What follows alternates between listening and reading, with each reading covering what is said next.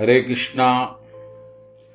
आज का हमारा सत्संग भगवद गीता के दूसरे अध्याय का 9वां श्लोक। अर्जुन कह रहे हैं, संजय जी कह रहे हैं कि एवं मुक्ता ऋषिकेशम गुडाकेशाः परन्तपा नायुत्सा इति गोविंद मुक्ततृष्णी बभूवः। संजय ने कहा कि इस प्रकार कहने के बाद शत्रुओं का दमन करने वाला अर्जुन कृष्ण से बोला कि हे गोविंद, मैं युद्ध नहीं करूंगा, और चुप हो गया। हरे कृष्णा। भगवद गीता का प्रारंभ इसी श्लोक के बाद से हुआ है। एक युद्ध महाभारत का प्रभु के मर्जी से धर्म की संस्थापना के लिए कृष्ण द्वारा संचालित, भगवान कृष्ण द्वारा प्रारंभ की स्थिति में आ गया है। एक तरफ कौरवों की सेना और एक तरफ पांडवों की सेना। पांडवों की सेना सीमित है, कौरवों की सेना विशाल है। और अगर सेनाओं का मूल्यांकन किया जाए, सेनाओं के बल का मूल्यांकन किया जाए, तो निश्चित ही कौरवों का पलड़ा भारी है। और पांडवों के पास सीमित बल है, लेकिन पांडवों के पास एक अद्भुत चीज और है, वो है भगवान कृष्ण।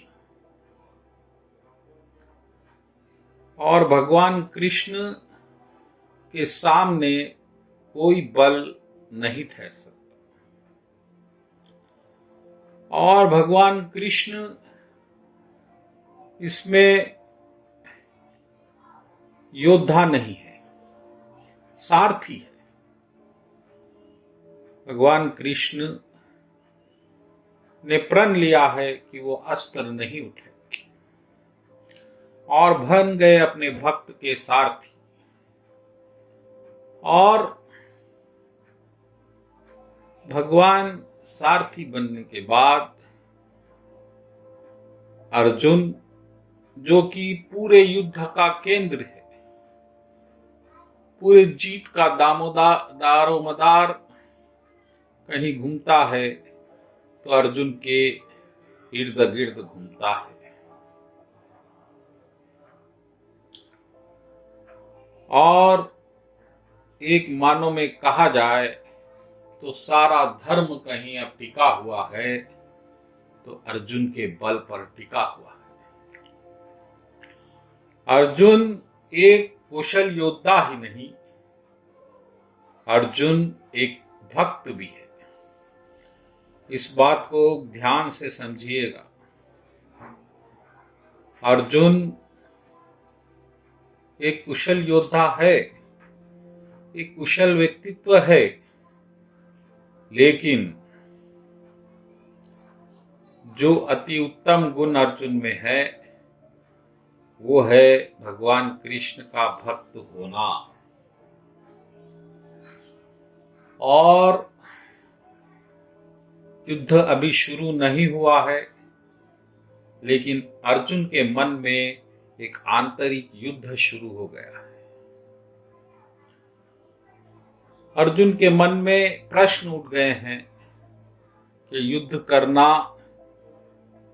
पाप है, युद्ध करना अधर्म है, युद्ध करना अनीति है। यह आंतरिक कला, यह आंतरिक युद्ध उस युद्ध से बहुत भयंकर है जो अभी शुरू नहीं हुआ है, क्योंकि मनुष्य बल के आधार पर बाहर का युद्ध जीत सकता है, लेकिन आंतरिक बल, आंतरिक कलह का युद्ध जीतने के लिए बाहर का बल काम नहीं करता। यहां पर आपको निष्कर्ष चाहिए, समाधान चाहिए, आपको ज्ञान चाहिए, क्योंकि ज्ञान ही आपको ये बता सकता है कि पाप क्या है, पुण्य क्या है। अर्जुन को जो दिख रहा है कि ये पाप है, वह नीतिवत है, शास्त्रवत है, धर्मवत है, मनुस्मृति के आधार पर है, लेकिन कभी कभी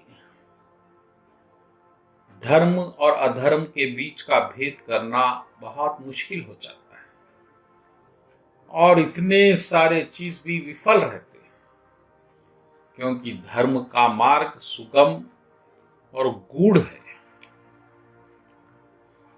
कौन से वक्त पर कौन सा धर्म होगा, कौन सा अधर्म होगा, यह मात्र प्रभु ही निर्णय कर सकते हैं। और अर्जुन का यह सौभाग्य है कि वह भक्त है और भगवान उसके सामने प्रत्यक्ष इस वक्त विराजमान है। और इस परिस्थिति में अगर अर्जुन को समाधान मिला तो ही वह युद्ध करेगा, और युद्ध करेगा तो धर्म अधर्म का मंथन होगा। लेकिन अगर समाधान नहीं मिलेगा तो हो सकता है कि अर्जुन युद्ध ना करे। अर्जुन ने यहां तक कहा है कि मैं सन्यासी बनूंगा।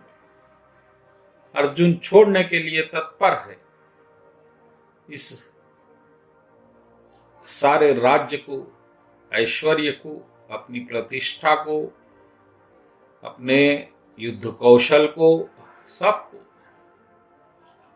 क्योंकि अर्जुन जैसे पुरुष कोई भी जब कर्म करते हैं तो उनके मन में यह पहले निश्चित होता है कि मैं जो कर्म कर रहा हूं वह किसी को हानि तो नहीं पहुंचाएगा, वह धर्म विरुद्ध तो नहीं है, वह कोई पाप तो नहीं है।